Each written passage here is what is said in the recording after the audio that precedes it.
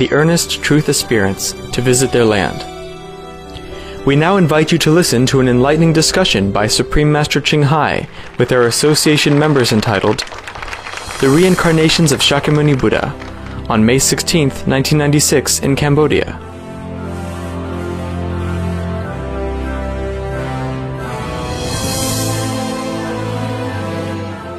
Supreme Master Ching Hai's lectures are not a complete meditation instruction. Please do not try alone. For free of charge guidance, please visit www.godsdirectcontact.org or contact any of our centres near you.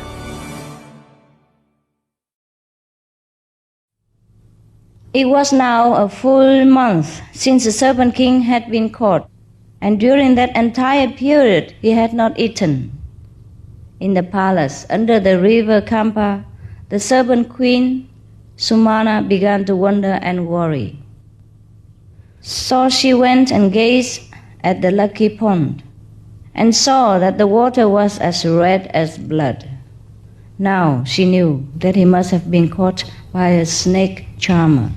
So she traveled on to the city and went straight to the palace courtyard, where she saw her lord dancing for the amusement of a large crowd.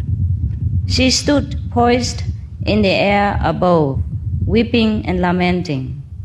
The Serpent King, as he danced, looked up and seeing his queen, felt so ashamed that he crept into his basket and hid himself. Funny. Why? He asked for trouble himself, no? Did he not? He wanted to be a hero, no?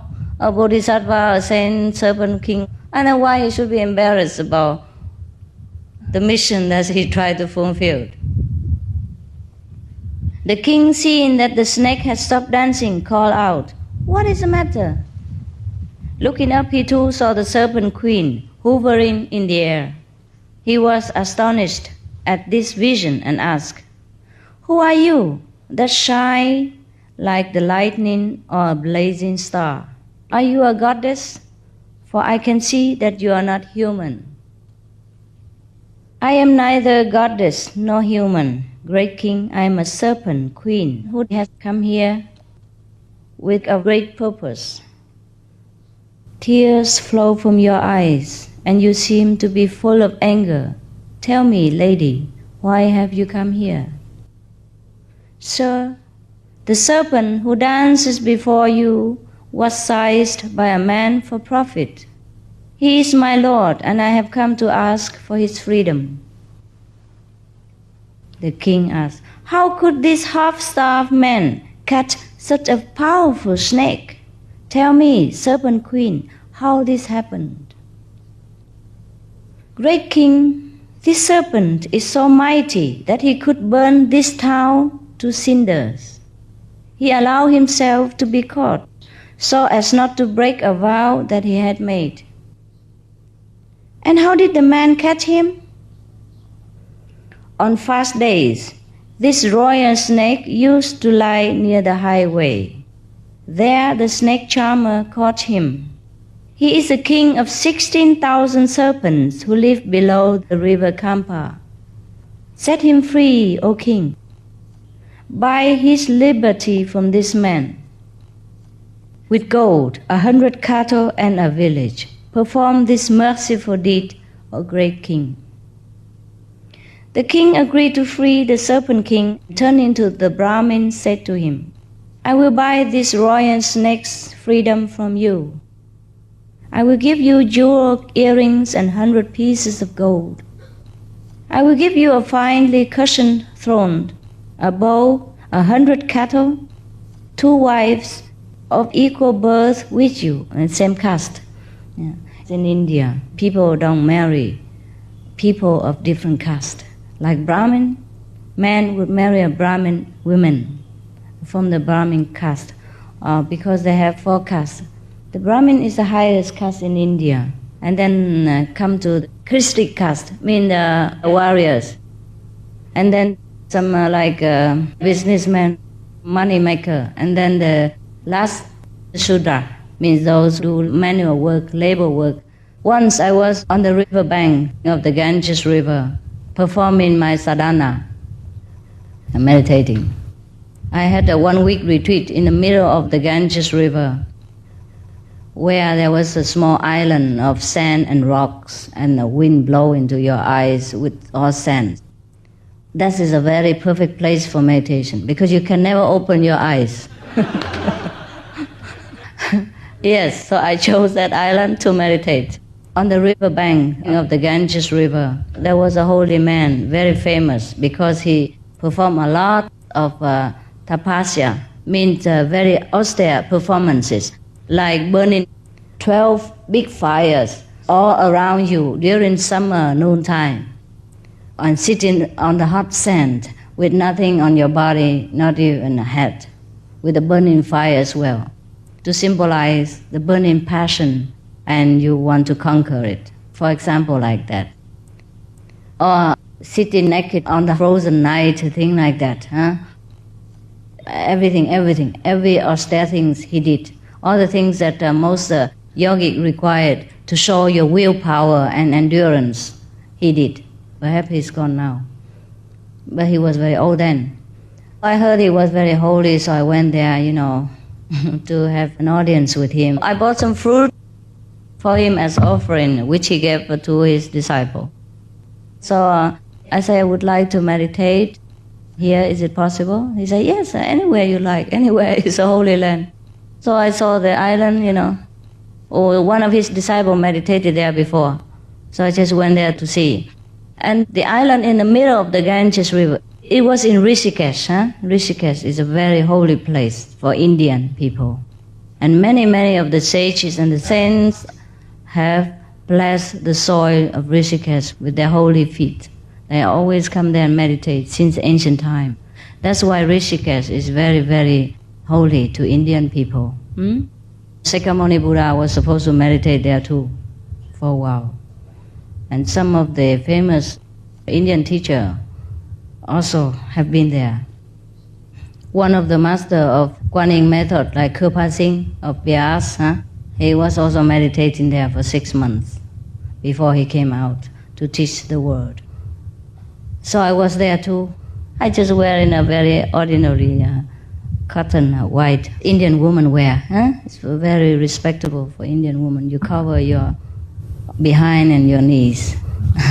And it's loose with the trousers and a tunic, and similar like that. And I have the collar up to here even. So it's okay. He said, anyway, so I went and checked up the small island in the middle of the Ganges River. The Ganges River is not always peaceful. In some places, the current is very swift, and you must be careful. And there's not always a boat to cross the river. Sometimes you have to walk, or sometimes you have to wait the next day.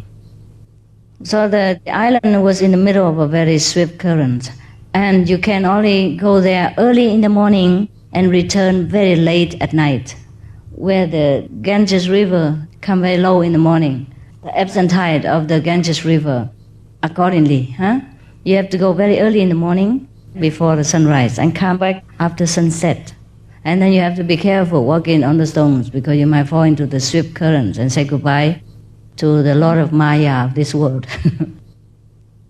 Anyhow, so I went there and meditated for a week. Now let's go back to the incident about the Brahmin, the powerful caste system in India.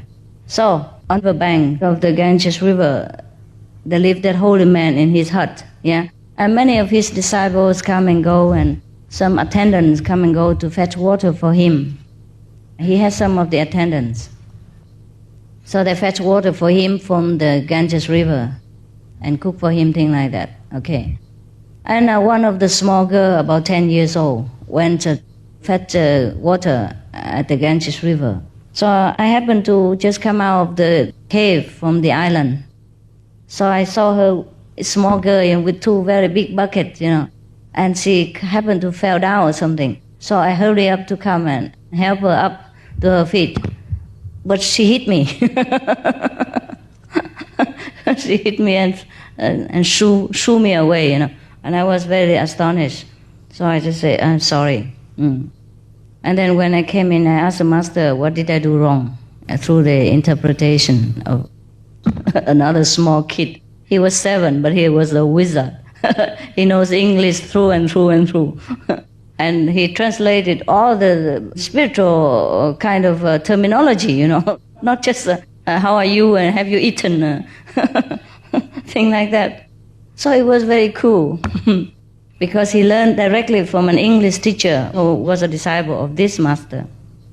So he said, oh, this girl was a Brahmin. It's a Brahmin caste. Don't you touch them. So I asked him, how can I know which is a Brahmin that I should not touch? He said, just don't touch any Indian.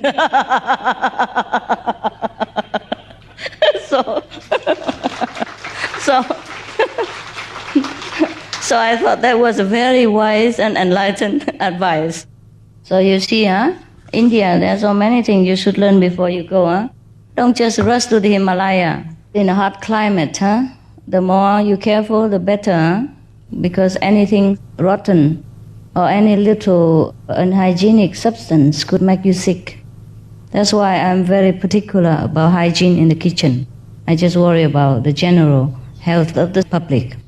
And remember, every time you are in the public, if you are sick, if you know you're sick or doubt that you're sick, please take a mask. Put a mask, cover your nose and your mouth. Not your nose alone or your mouth alone, because they're connected. And because if you're in the public, you might talk to somebody, accidentally, even though you don't want to, but you forget. Or somebody come near you and talk to you. Or when you take in the food in the general kitchen, you will breathe bacteria into the public's food and contaminate the whole group. So please take note and remember this and protect yourselves as well as other people's health and convenience.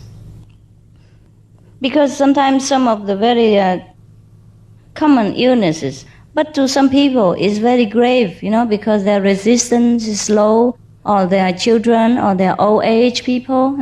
They are not as strong as you are. You can withstand the disease, but when you spread it to the weaker person, it's become very grave for him or her. So please be merciful and remember this. It's a little bit inconvenient to wear the mask like that, but it's worth the sacrifice, don't you think? Oh, okay, remember, I do that too. I did it one time when I went to Singapore. I was having a kind of cold, common cold, and then I wore the mask through the custom and on the airplane everywhere. And it helps. But it was very bad with children, because some of the children in Singapore I love so much, and they love me so much. But I tell them to keep away for a few days. But sometimes they couldn't help it, they couldn't bear it. They come around and hug all the same. But at least I have the mask, so it's all right. Okay, remember, your family members and your fellow practitioners, you have to protect them anytime. Okay, now we go back to the Benares. Now the king has offered the Brahmin many golds and silvers and prizes and wives and blah, blah, blah, whatnot, in order to buy the liberty for the snake.